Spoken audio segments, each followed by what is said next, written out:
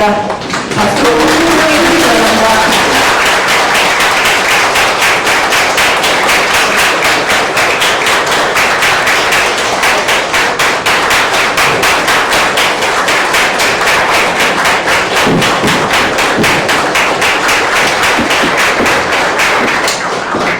네, 모두 자리에 앉아주시기 바랍니다. 하고 오셨어요. 저는 달력을 봤더니 11월 1일이더라고요. 11이라는 숫자 사람이 나 이렇게 어려워요 라고 얘기를 하니까 맞은편에 있던 게 얘기를 해준다면 11월 1일에 1일 그 한 분은 멀리서 지방에서 오신 분도 있고 우리 저 부총리는 저기 계시고 그리고 우리 조식 원장만 저쪽에 계시구나. 제가 여기 오면서 보니까 저 마포대교까지 그 사이에 돼지고기 집도 있고 선언을 하고 대선에 도전을 했습니다. 그런데 제가 알던 그 여기 강의하시는 분들이 좀 그 이제 주변 얘기를 좀 해주시더라고요. 정말 그 집도 팔아가지고 월세로 들어갔다는 얘기를 하시길래 제가 마포의 자영업자 이게 도대체 정부가 이걸 누가 책임질 거냐는 얘기를 제가 했는데요. 그 이제 맥주집이었습니다. 거기 사장님이 정말 보통 이제 우리가 회사에 근무를 하다가 퇴근하고도 이제 가는데 보통 8시나 돼야 폰을 하고 그래서 종업원들 전부 퇴직금 주고 본인은 이제 어디 누울 자리도 없으니까 이제 이거를 영업규제로 손실을 보는 분들이 이분들을 보상을 해드려야 된다고 이제 강조를 했고 내가 대통령이 되면 일단 이거부터 하겠다라고 저희가 50조의 또 공정한 어떤 시장과 교육 환경을 만들어서 사회가 민간 중심으로.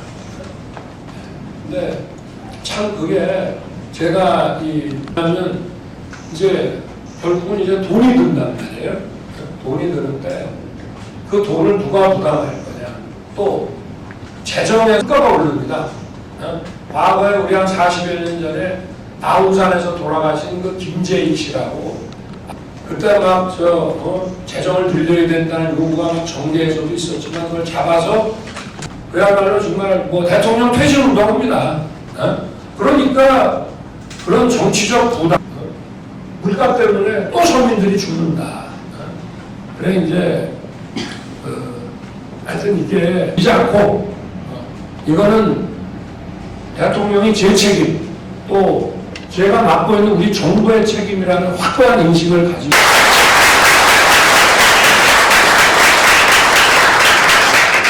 예상을 하셨는지 모르겠습니다. 기사 김호덕입니다. 대통령께서 좀 아니나 다를까 어제 밤 0시부로 또 33원, 35원이 올라서 리더당 한 1,000원 정도 연료비가 작년도에 공정위에서 코를 몰아주기 하는 것을 과징금은 중요하지만 우리 기업하시는 분들이 저 큰 집에 가는 걸 제일 두려워하더라고요. 강력하게 형사처벌을 좀 했으면 좋겠다 그런 말씀을 드리고 첫 번째 주신 질문에는 물가를 하면 아까 대통령께서 말씀하셨어요. 자영업자가 자살 사건에 대한 내용을 하다 보니까 저도 모르게 저희도 기업을 이렇게 경영하면서 굉장히 어려운 일들이 많았어요.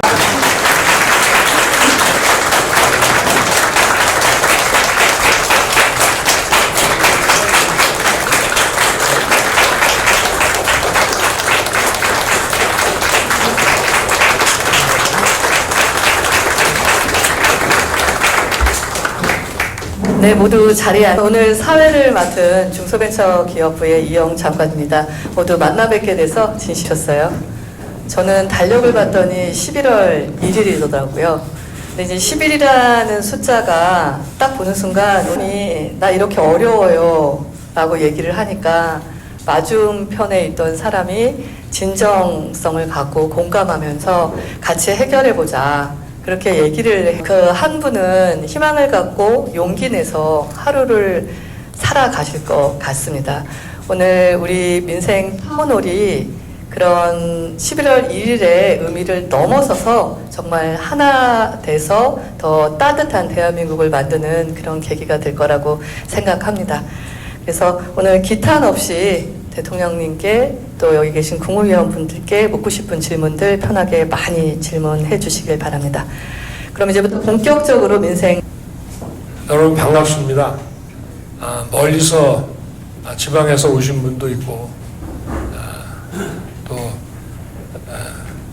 다들 바쁘실 텐데 이렇게 또 귀한 시간 내주셔서 저는 지금 국무위원들 오셨다고 그래서 어디 있나 보니까 우리 저 부총리는 저기 계시고 또 저기 우리 국조시가 원장관 저쪽에 계시구나. 저기 계시구나. 그래요. 제가 여기 오면서 보니까 이 동네가 제가 학창 시절부터 정말 뭐 뻔질나게 다니던 친구들하고 저녁에 뭐 모여서 맥주도 마시고 뭐 하던 그런 동네입니다. 여기서부터 이제 저 동도중학교 지나가지고 저 마포대교까지 그 사이에 뭐 돼지고기집도 있고 뭐 해물탕집도 있고 이래서 참 많이 다녔습니다. 근데 제가 그 2021년 재작년이죠. 재작년 6월 29일에 정치를 하겠다고 이제 선언을 하고 대선에 도전을 했습니다. 그런데 제 그 정치 선언문 첫 페이지에 그 마포의 자영업자 얘기가 나옵니다. 그때는 제가 알던 그 여기 가게 하시는 분들이 좀 계셨는데 그 얘기를 들어보니까 학창시절에 자주 다니던 그 돼지갈비집인데 그 이제 주변 얘기를 좀 해주시더라고요. 근데 정말 그 코로나 또 영업 규제, 영업 제한 뭐 이런 것 때문에 제가 가게를 다 접었다. 한 5개 운영하면서 그리고 가게를 접으면서 이제 종업원들한테 퇴직금이라도 조금씩 주려고 살던 집도 팔아가지고 이제 월세로 들어갔다는 얘기를 하시길래 제가 6월 29일 정치를 이제 하겠다고 국민들께 말씀드릴 때 그 마포의 자영업자 이거 도대체 정부가 이걸 누가 책임질 거냐 하는 얘기를 제가 했는데요. 그해 가을에 그분이 하시던 가게 건너편에 아마 그 삼창 오피스텔 그 앞쪽이었던 것 같은데 제가 가봤습니다만은 그 이제 맥주집이었습니다. 근데 거기 사장님이 정말 장사가 안 돼가지고 장사가 될 수가 없죠. 이게 영업시간 제한을 9시부터 못하게 만들어 놓으니까 맥주집을. 근데 보통 이제 우리가 회사에 근무를 하다가 퇴근하고들 이제 가는데 보통 8시나 돼야 그냥 식당은 뭐 6시, 7시부터 될 수 있지만 그런 저 생맥주집 같은 데는 8시나 돼야 손님이 모이는데 9시부터 일률 제한을 했기 때문에 1시간 영업하고는 문을 닫아야 돼요. 그러니까 이런 불합리한 오히려 그 좀 사람들이 이렇게 집중적으로 모이지 않게 하려고 그러면 영업시간을 풀어놔야 아무 시간에 좀 다니면서 이렇게 그 밀집도가 좀 떨어지지 않겠습니까? 근데 그렇게 해가지고 이분이 이제 그야말로 똑같이 자기 원룸 그것까지 다 처분하고 그래서 종업원들 전부 퇴직금 주고 본인은 이제 어디 누울 자리도 없으니까 이제 자살을 하신 겁니다. 그래서 제가 그때 아마 소상공인협회에서 여의도에서 빈소도 차려놓고 저도 빈소도 왔지만 그 가게를 제가 직접 가봤습니다. 그래서 제가 대선 때도 이거를 영업 규제로 손실을 본 분들이 법원에다가 국가를 상대로 손실보상 소송을 할 수 있는 요건을 다 입증하기는 쉽지 않습니다. 그러나 정부가 어느 정도 파악을 해서 이분들을 보상을 해드려야 된다고 이제 강조를 했고, 내가 대통령이 되면 일단 이거부터 하겠다 해가지고 저희가 50조의 막대한 예산을 마련해서 그때 여야 합의로 5월 달에 그 집행을 해드렸습니다. 미흡하지만 우리 재정도 한계가 있으니까. 그런데 오늘 여기를 이렇게 다시 와 보니까 여러분들 이제 좋은 말씀을 제가 경청하러 왔습니다만은 무엇보다 저로 하여금 다시 초심으로 돌아가게 만드는 것 같습니다. 이 장소가. 역시 정부라고 하는 것은 국민의 안전을 살펴야 되고 또 국민의 어려움을 해결하고 달래줘야 그게 정부지. 그게 가장 기본적인 거라고 저는 생각합니다.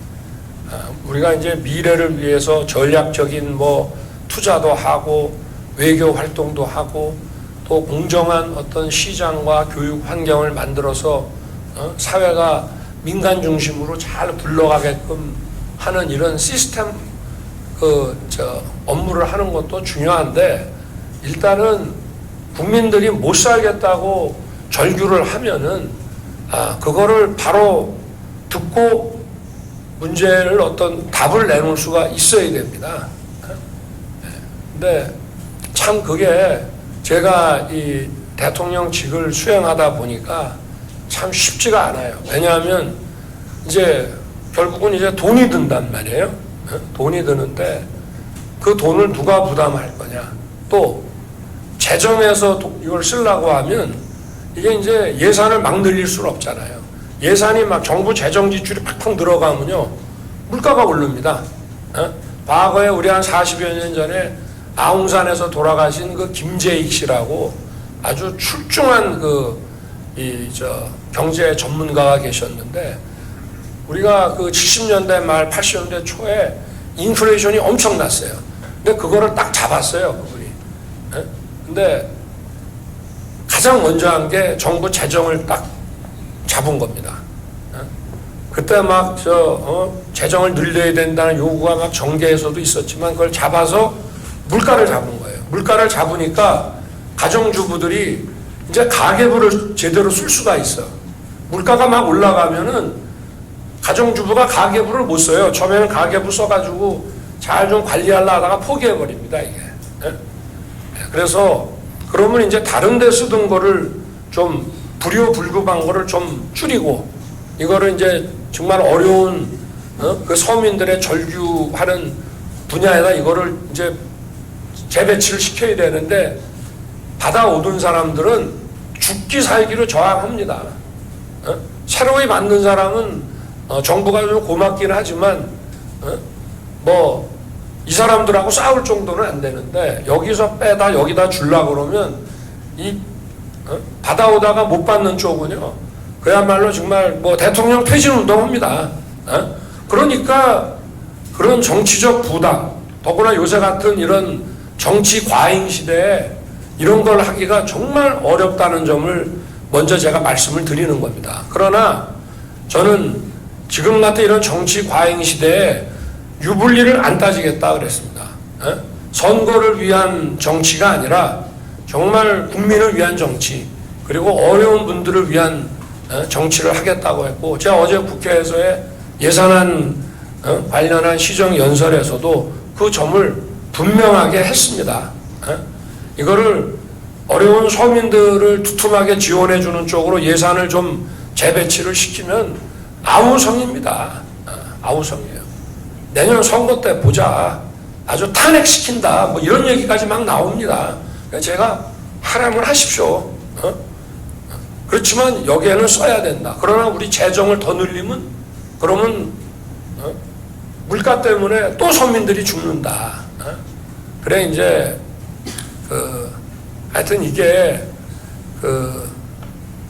여러분들은 이제 정말 힘드시고 여러분들 어떤 식으로 정부를 도와드려야 되는데 이제 여러분들 도와드리는 여러 가지 방안을 마련하는 이것이 오늘날과 같은 이런 정치 과잉 시대에 어떻게 보면은 서민들이 정치 과잉의 희생자일 수도 있습니다. 그렇지만 어쨌든 그런 누구의 탓으로 돌리지 않고 이거는 대통령이 제 책임 또 제가 맡고 있는 우리 정부의 책임이라는 확고한 인식을 가지고 여러분들 오늘 말씀을 잘 경청해서 여러분들도 본인 개인의 일뿐만이 아니라 또 그 주변의 저 상황들을 다 알고 어떻게 보면 대변해서 말씀하시는 거라고 생각을 하고 저희들이 하여튼 잘 경청해서 하여튼 국정에 제대로 반영하도록 그렇게 하겠습니다. 모든 거는 제 책임입니다. 제가 잘 하겠습니다. 감사합니다.